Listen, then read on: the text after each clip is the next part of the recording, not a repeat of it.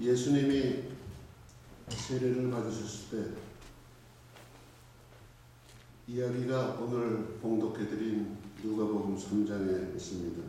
22절에 보면은 예수님이 요단강에서 세례를 받으시고 일어나실 때, 그리고 기도를 하고 있을 때 신비적인 체험을 했습니다. 하늘에서 비둘기 같은 성령이 내려왔으며 그것을 보았습니다. 비둘기 같은 성령을 보았습니다. 신비적인 체험이죠. 또 소리가 들리는데 너는 내 사랑하는 아들이라, 내가 너를 기뻐하노라는 소리를 들었습니다. 예수님의 정체성을 확인하는 그런 순간이었습니다.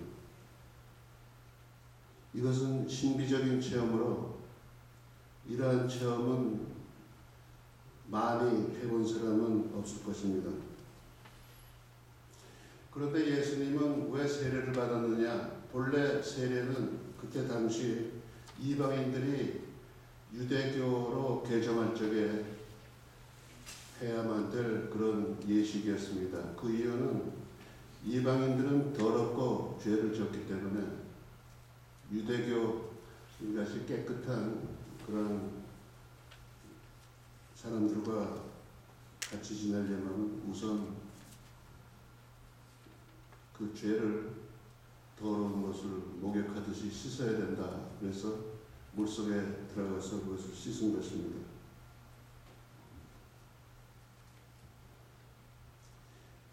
예수는 유대교인으로 태어났기 때문에 그런 절차가 필요했는데 왜 예수님은 구태여 유대 사람들이 하지 않는 세례를 받았는가? 학자들의 해설이 많이 있는데 그 중에 하나는 예수님은 이 세상에 오실 때 목적이 있는데 의인과 함께 하는 것이 아니라 죄인과 함께 하러 왔다. 그 요단강 강변에는 사회에서 멸시당하고 버림받고 변두리에서 있는 많은 사람들, 그 중에는 창녀, 세리, 기타 여러 사람들이 거기 와 있었던 것입니다. 예수님은 그들과 함께, 그들과 더불어 세례를 받았는데 그분들의 모범이 되기 위해서 세례를 받은 것은 죄를 씻을 뿐만 아니라 하나님의 뜻을 달성하는 그런 발대식, 출발하는 식으로 생각을 했기 때문에 그들과 함께 새로운 사랑의 공동체를 세우기 위해서 함께 그런 세례를 받았다, 이렇게 말을 하고 있습니다. 그런데 비둘기 같은 성령이라고 할 때 비둘기에 특별한 의미가 있습니다. 성서에서는 무슨 의미가 있느냐면 이 비둘기는 노아 홍수 시대 때 노아가 뱃속에서 지낼 적에 그 여러 가지 동물 중에서 비둘기 하나를 날라보냈어요.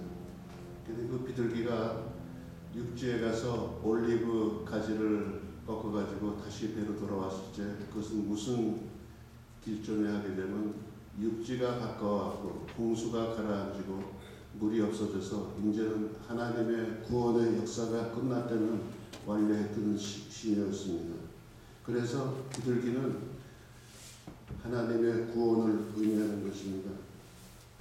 비둘기 같은 그런 성령이 임했다고 하는 것은 예수님이 세례를 받음으로써 하나님의 구원의 사역을 담당해야 된다는 신호였습니다.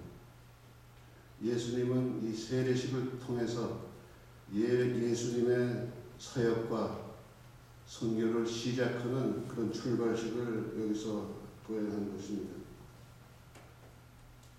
비록 우리는 예수님의 이러한 신비적인 체험을 하지 못했더라도 변함없이 하나님은 계속 오늘도 같은 말씀으로 우리에게 다가오시며 비둘기 같은 성령으로 우리에게 다가오십니다.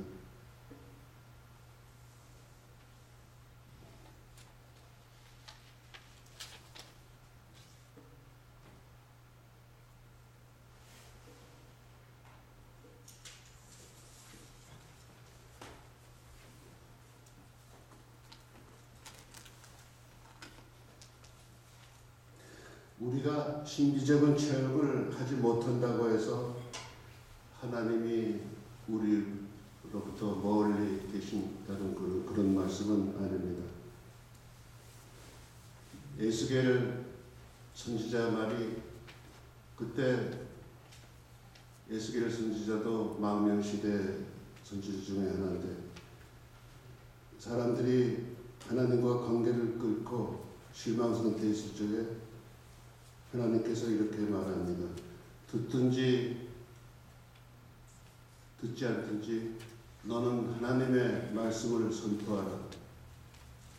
우리가 알건 모르건 하나님이 보이건 보이지 않든 소리가 들리건 들리지 않든 하나님은 계속 우리와 함께 계시고 우리와 늘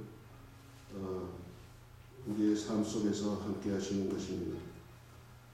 우리가 하나님의 은혜를 아직 미처 깨닫지 못하지만은 하나님의 은혜가 퍼붓는다고 하는 것이 감리교의 가장 핵심적인 그 교리 중에 하나인데 이것을 감리교에서는 프리베니언트 그레이스, 프리베니언트는 우리말로 번역하기가 힘든데 프리베니언트는 뭐냐면 우리가 미처 알지 못하는 동안에 하나님의 은혜가 우리에게 오십니다. 이렇기 때문에 감리교에서는 유아 세례를 주는 것입니다. 유아가 무엇을 알겠습니까? 세례를 받는지 안 받는지도 모르고 그게 무슨 뜻인지도 모르지만 이미 우리가 유아였을 적에 하나님께서는 프리베니언트 그레이스를 하셨습니다. 미처 모르지만은 그저 유아에게 그 풍성한 은혜를 내리시기 때문에 우리가 뒤늦게야 깨닫게 되는 것입니다. 이 뒤늦게 깨닫는 그 하나님의 은혜는 제가 이화여대에 있을 적에도 있던 일입니다.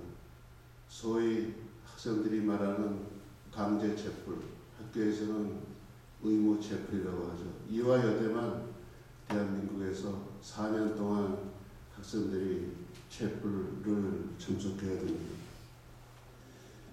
대부분 참석한 학생들은 기독교 신자가 아닙니다.